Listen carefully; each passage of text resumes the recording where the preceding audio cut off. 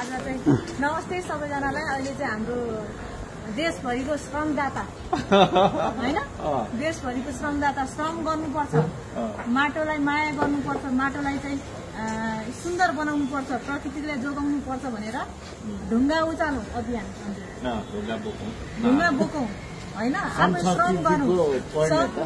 संस्कृतिको जति पनि उहाँले चाहिँ योगदान दिनुभएको छ त्यो एकदमै अतुलनीय छ र त्यो आज चाहिँ तपाईले सर्वप्रथम त काठमाडौँमा वेलकम हुन्छ भन्न चाहन्छु। र हाम्रो जो हर्कान सम्पानजी हुनुहुन्छ, आज कति दिन भयो काठमाडौँमा? म त हिजो आउनुभएको। अघि तपाईँको कुरा सुनेर हाँस्दै मन्त्रालय सन्त्रालय काम नगर्ने भइसकेको मन्त्रालय होइन, त्यो भन्नु हुँदैन।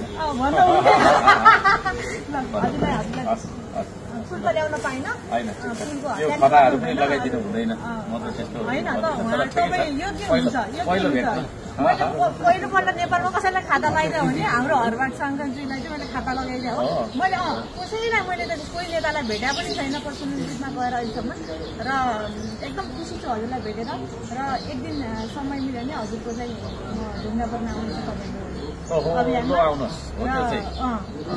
2 शब्द भनिदिनु हजुरले देशको लागि। थुप्रै बोलिसक्यो, के अरे काम गरौँ भन्छु। 2 शब्द भन्नुभयो, त्यसले काम गरौँ, दुईटा त्यो हो, काम गरौँ, श्रम गरौँ। र हाम्रो आशिकाजीसँग भेट्ने मेरो पहिला चाहना थियो, तर विभिन्न समयले कता कता परिस्थितिले एक ठाउँमा जुराएको थियो।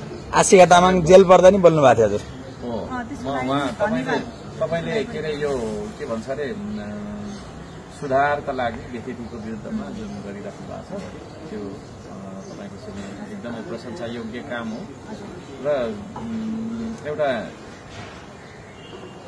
छोरा र छोरी बीचको त्यस्तो भेदभाव त म चाहिँ गर्दिनँ, तर पनि यो सामाजिक संरचना हजारौं वर्ष पहिलादेखिको छोरी मान्छे धेरै बोल्नु हुँदैन, छोरी मान्छेले किचनको काम गर्ने हो होइन, घरमा बस्ने हो भन्ने खालको मान्यताबाट धेरै उठेर तपाईँले जुन साहस गर्नुभएको छ त्यो अत्यन्तै ठुलो धन्यवाद चाहिने सम्मान दिनुपर्ने विषय छ। मैले पनि हजुरलाई दिनुपर्ने छ।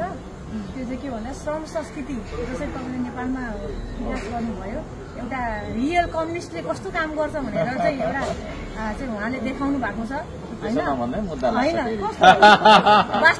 वास्तविक कम्युनिस्ट भनेको कस्तो हुन्छ भनेर चाइनामा गएर हेर्नु भने हजुरले भन्नुभयो होइन, चाइनामा गएर हेर्नुहोस् कस्तो हुन्छ कम्युनिस्ट, रियल कम्युनिस्ट भनेको कस्तो हुन्छ, रियल कम्युनिजम भनेको चाहिँ कस्तो हुन्छ भनेर उहाँले उदाहरण दिनुभएको थियो। भने चाइनामा अरू नेताहरू हुन्छ नि, हाम्रो चाहिँ साँच्चीकै नेता कोही हुनुहुन्छ भने चाहिँ हर्कान सम्पानजी हुनुहुन्छ।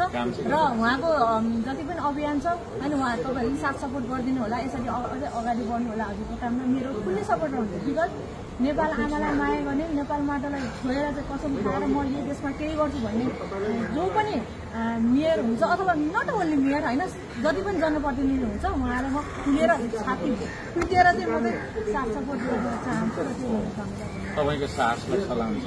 तपाईँ जस्तै साहसी त्यस्तो साहसी त नभनौ, किन भन्दाखेरि मभन्दा धेरै मान्छे हुनुहुन्छ साहसी। म चाहिँ के छ, अरू पनि हुनुहुन्छ, कोही हुनु नपर्ने, तर तपाईँले गर्नुभएको जुन काम छ नि त्यसले चाहिँ धेरै मान्छेहरूले सिकेको छ त्यो चिज हो। र एउटा छोरी मान्छेले मैले अघि भने नि पुरातन हाम्रो सोच विचार बोल्नु हुँदैन, हाँस्नु हुँदैन भन्ने एक समयमा त्यो विद्रोह तपाईँले गर्नु भएको छ।